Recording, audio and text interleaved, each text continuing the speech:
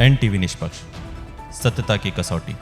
2024 के लोकसभा चुनाव के बाद उत्तर प्रदेश में आज योगी कैबिनेट की पहली बैठक हुई। इस कैबिनेट बैठक में नई ट्रांसफर नीति समेत 41 प्रस्तावों को मंजूरी मिली है। इसमें 26 प्रस्ताव जल संसाधन मंत्रालय के हैं। बता दें कि लोकसभा चुनाव के चलते 4 महीने बाद हुई मुख्यमंत्री योगी आदित्यनाथ की अध्यक्षता में ये पहली पेपरलेस कैबिनेट बैठक रही। बैठक में सभी मंत्री टैबलेट के साथ पहुँचे थे। बैठक के दौरान नई ट्रांसफर नीति समेत 41 प्रस्तावों पर मुहर लग गयी है, जिसमें 26 प्रस्ताव जल संसाधन मंत्रालय के हैं। इसके अलावा कैबिनेट बैठक में डिप्टी सीएम ब्रजेश पाठक ने बताया कि पिछले साल के ही नियम के अनुसार कैबिनेट से मंजूरी के बाद अब राज्य कर्मचारियों की ट्रांसफर शुरू हो जाएंगे। 30 जून तक ट्रांसफर किए जाएंगे। वहीं कैबिनेट बैठक में उत्तर प्रदेश राज्य विश्वविद्यालय अधिनियम 1973 में संशोधन किया गया है। इसके तहत सभी राज्य विश्वविद्यालयों के नाम के आगे से राज्य शब्द हटा दिया जाएगा। बैठक में बरेली के फ्यूचर विश्वविद्यालय की स्थापना की मंजूरी भी दी गई है। गाजियाबाद के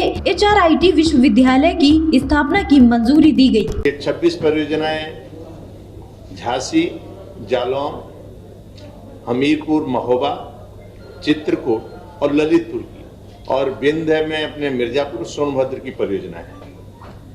इस परियोजना की कुल स्वीकृत लागत 10,185 करोड़ थी और पुनर्रचित लागत 11,580 करोड़ है।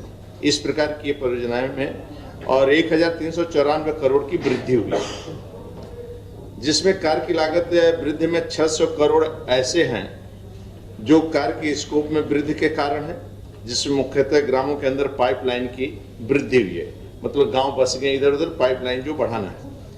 और बाकी परियोजना जैसे GST, उसके पहले था तो GST में पहले 12% था तो 18% हो गया, यानी 6% की वृद्धि हुई, तो लगभग 561-600 करोड़ के आसपास हुआ खर्चा हुआ।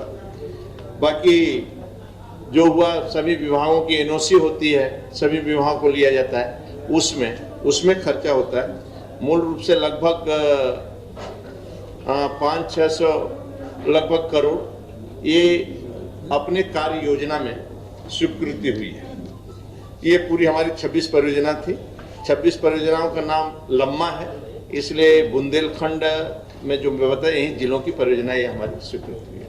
अब ये सब होने से 2 महीने में लगभग हम बुंदेलखंड के सभी काम जो पेमेंट ठेकेदारों का है, ये सभी काम हो जाएंगे कंप्लीट, 2 महीने में पूर्ण हो जाएगी बिंद और यहाँ की परियोजना। वर्तमान जो कुंभ आ रहा है वो पिछले कुंभ की अपेक्षा थोड़ा व्यापक व्यवस्थाएं होंगी, ज़्यादा लोगों के आने की भी संभावना है। आपकी जानकारी के लिए उसकी पूर्व भूमिका में बता दूं कि इस बार 19 की अपेक्षा 2025 में हम लोग मेले का क्षेत्रफल भी बढ़ा रहे हैं। पहले 3200 हेक्टेयर था 2019 में, इस बार 4000 हेक्टेयर हम लोग कर रहे हैं। आने वाले संस्थाओं की संख्या के मद्देनजर हम लोग अन्य भी बहुत सारे उसमें वृद्धि कर रहे हैं। जैसे सेक्टरों की संख्या पहले 20 थी, उसको 25 की जा रही है। घाटों की लंबाई 8 किलोमीटर थी, उसको 12 किलोमीटर की जा रही है। कल्पवासियों की संख्या में वृद्धि होने की संभावना है। जो लोग वहाँ रहते हैं महीना 1.5 महीना, उनकी बात कर रहा हूँ। 25 लाख पिछली बार थी, इस बार 40 लाख अनुमानित है। मौनी अमावस्या जो प्रमुख दिन होता है स्नान का, उसमें पिछली बार 4 करोड़ लोगों ने स्नान किया था, इस बार 6 करोड़ लोगों के आने का अनुमान है। संस्थाएं भी जो वहाँ अपना अपना कैंप लगाती हैं, ऐसी संस्थाएं 2019 में 5,721 थी, उसकी जगह इस बार 10,000 संस्थाओं का अनुमान है। इन सारी लोगों के समावेश के लिए, सारी जो भीड़ आएगी उसके व्यवस्थापन के लिए पुलों की संख्या बढ़ाने की आवश्यकता पड़ रही है। अधिकारियों और कर्मचारियों के लिए जो स्थानांतरण नीति है वर्ष 2024-25 की, उस पर मंत्रिपरिषद ने अपनी सहमति दी है। मोटे तौर पर जो पिछले वर्ष जो हमारी स्थानांतरण नीति थी, उसी का ही अनुसरण किया गया है।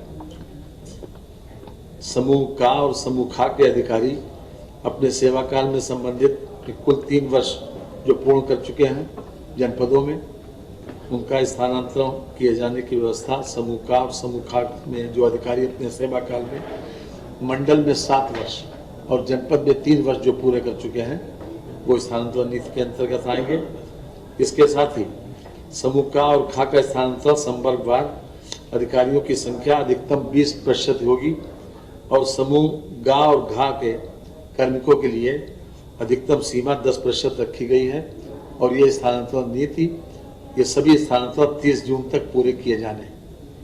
इसके साथ ही जो भारत सरकार के द्वारा 34 जनपदों के 100 आकांक्षी विकास खंडों के समस्त जनपदों में तैनाती की व्यवस्था के बारे में ये बात कही गई है कि उनको संतृप्त भी किया जाएगा।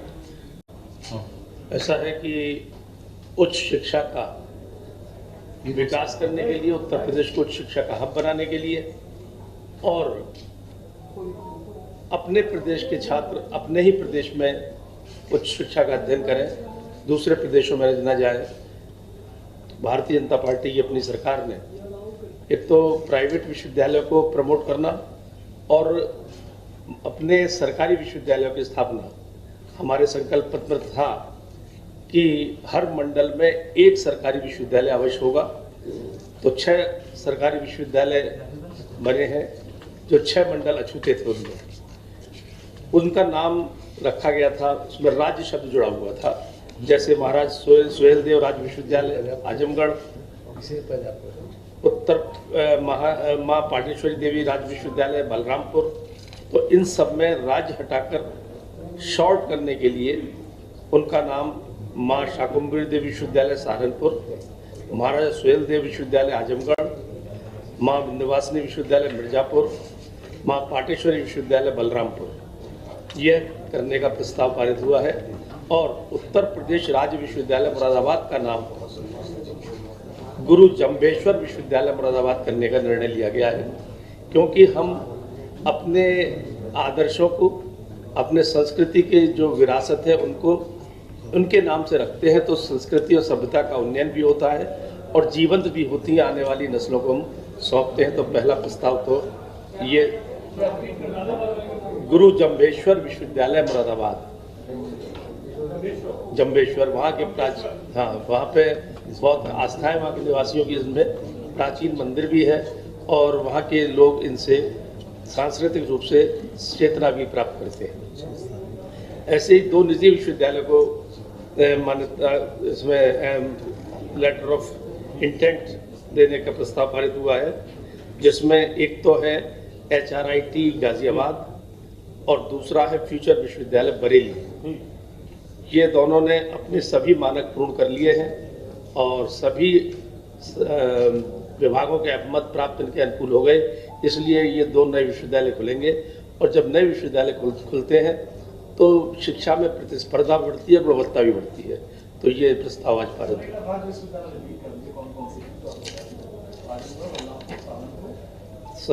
माँ शाकुंभरी राज्य विश्वविद्यालय सहारनपुर, महाराजा सुहेलदेव राज्य विश्वविद्यालय का नाम महाराजा सुहेलदेव विश्वविद्यालय आजमगढ़, माँ विंध्यवासिनी विश्वविद्यालय मिर्जापुर जो अब वर्तमान नाम हो जाएगा, माँ पाटेश्वरी विश्वविद्यालय बलरामपुर, गुरु जम्भेश्वर विश्वविद्यालय तो बता ही दिया आपको जी। बहुत बहुत धन्यवाद। भारतीय जनता पार्टी में देखने को मिल रही है संजीव सोम और संजीव बालियान एक दूसरे को काटने को दौड़ रहे हैं, कह रहे हैं कि कई जगह भीतर घाट की खबरें करने जा रहे हैं। अब तो संजीव, देखिए हमें लगता है कि आज का विषय कैबिनेट का होना चाहिए। आज लोक हित के, जनहित के तमाम विषयों पर आज कैबिनेट में विचार होने जा रहा है और अभी कैबिनेट के बाद विस्तृत रूप से सरकार ये कैमरा किसका अपना पीछे आज जो निर्णय होंगे उसको आपके सामने प्रस्तुतिकरण का काम होगा। हम समझते हैं लोक हित, जनहित और प्रदेश हित के तमाम निर्णयों का इंतजार करेंगे। कल मुख्यमंत्री करहल से जो है अखिलेश यादव इस्तीफा दिया जा रहा है, कहा जा रहा है वहाँ तेज प्रताप अपने ही परिवार को करा जाएगा। हाँ, तो परिवार के अलावा कहाँ दिखाई पड़ता है। तब भी जो उनका अपना PDA था, परिवार डेवलपमेंट अथॉरिटी ऑफ सैफई, वही रहता है मैनपुरी में। तो परिवार के जनता ही पसंद कर रही है। हाँ, अभी तक ठीक बात है। अभी तक तो चूंकि परिवार की सफलता 100% है। जब देखा जाए पूर्व में SP सिंह बघेल जी खड़े हुए, वो भी हारे और लास्ट में सर आप भी हुए, तो आप भी 2 लाख से ज्यादा वोट से आ रहे हैं। हाँ, बिल्कुल निश्चित रूप से हार स्वीकार करते हैं।